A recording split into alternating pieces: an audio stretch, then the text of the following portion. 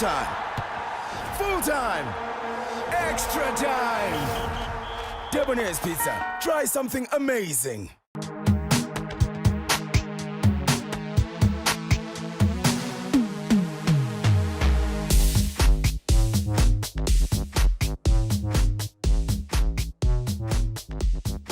Welcome to another edition of Kickoff on the Couch, brought to you by Dominicis Pizza.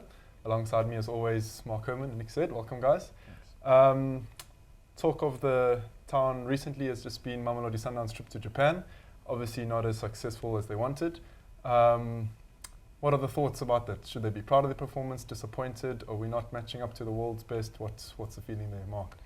Well, Fabs, just a few weeks ago I was praising Sundowns for how amazing they looked tactically and how they were dominating in the PSL and also in the Champions League. Not so much dominating, but getting through those games with quite some confidence about them.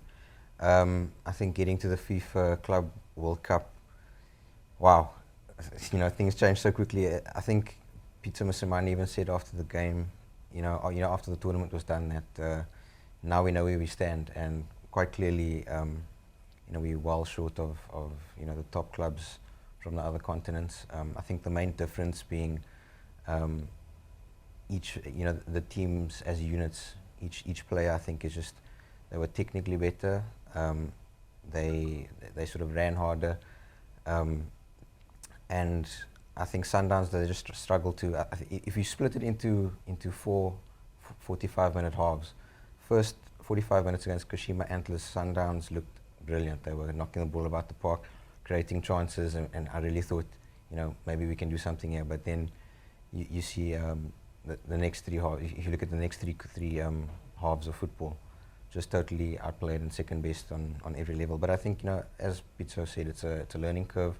We didn't expect them to win the Club World Cup. I think they can be proud of having reached the tournament, but I think it's quite clear there's still a lot of work to do, not only for Sundowns and the PSL, but for South Africa as a whole. I mean, the same kind of weaknesses that our national team suffers, missing chances, basic tactical sort of defensive mistakes. I think that cost them in the end. So I think a bit of a sobering experience for Sundowns, but it's back to reality now, and they can only pick themselves up and try and get there again next year, or next time. Yeah, next time. Changing tack into local matters, Nick. Cape Town City, 144 days after their creation, they've got the Telkom Knockout first trophy. Things are looking high. They're on top of the log. Come crashing down against Platinum Stars 4-0. Just your thoughts on that whole debacle? Yeah, look, I don't think we can read too much into the 4-0 results. I was at that game, they were just second to everything. You could see the players were tired mentally, I think, and physically. They were just not up for the game. It's as simple as that. I think they'll probably move on from that quite quickly. Their win in the Telkom Knockout was another superb display. They really do seem to punch above their weight. They are a good side, everyone can see that, but just the way that they connect and interlink, and some of the passing is just the best in the PSL as far as I'm concerned, and they showed that again. Obviously, the topical discussion are the two Soweto Giants, Kaizer Chiefs and Orlando Pirates. Kaizer Chiefs now 9 games without a win. What is going on there, Hongi? It's the fans having their say, obviously not happy with Steve. The players just maybe not up to scratch. Transfer windows coming up. Something needs to be done there, maybe. What do you think? Look, I've covered a few Chiefs games this season, and to be honest, the team, they don't seem to be playing with the same sort of swagger as they did under Stuart Baxter. I know that's going a long time back, but Compela has now had this team for a long while now, and he doesn't seem to have found his best combinations or any sort of playing identity. I think he's sticking with some, certain, maybe 7 or 8 players who start every game. But for some reason the cohesion isn't there, and the longer this run goes on, the more frustration keeps in, the more the fans will be on his back. It's not really an easy answer, but what's wrong with Chiefs? Obviously they're struggling to score goals. And you think that one win is just all they need to turn things around. I mean, we've said it before, football changes so quickly. Suddenly they win the next 2 games, and because I think they're only 6 points behind the leaders, Cape Town City. So, anything can still happen. I think there is some sort of sickness at Chiefs this season. what it is, I mean, that's a complicated answer. We can never answer it on sitting on the couch. Yeah. And then Nick, obviously their rivals, Pirates, also not going through such a good patch. Heavy reliance on Ndoro to score the goals. He's basically scored, I think, about 80 to 90% of them. Caretaker coach. Again, what should be the solution to their problems at present?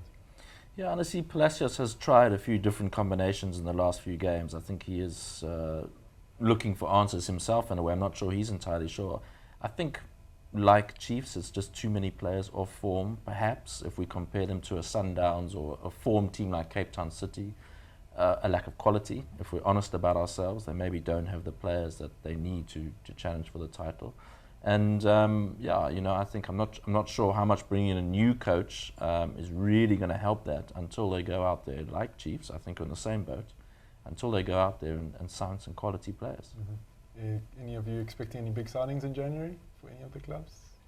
Well, my main concern, actually, if you can come back to Sundowns, I mean, there's a couple of players there who have contractual issues, and, you know, Pizza talking about, you know, coming back to the winning the CAF Champions League again and getting back to the Club World Cup. It's going to be tough if they can't keep hold of the likes of Kama Beliat and Keegan Dolly, who are, you know, they're both going to be attracting interest next year. So you lose those key players, it's going to be tough for Sundowns to bounce back. I think for Chiefs, they've just signed Joseph Mulangawani, good player.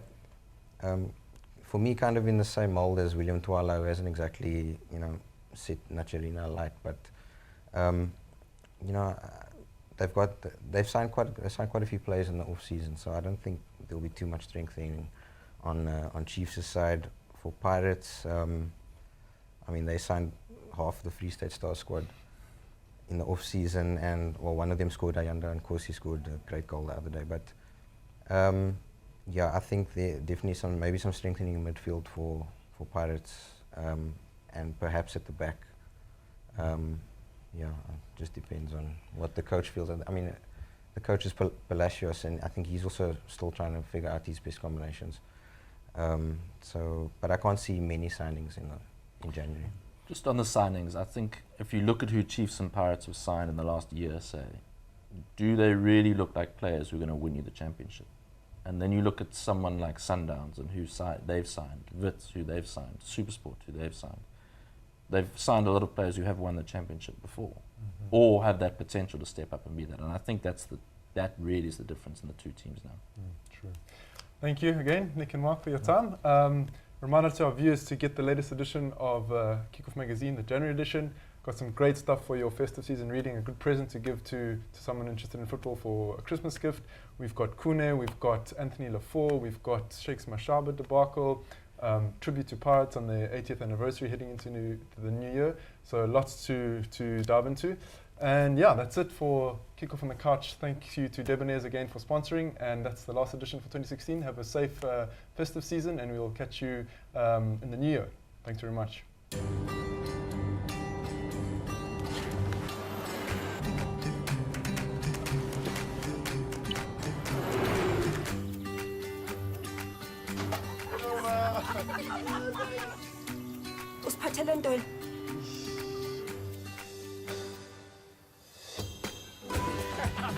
Surprise them with the Debonair's Pizza on the double.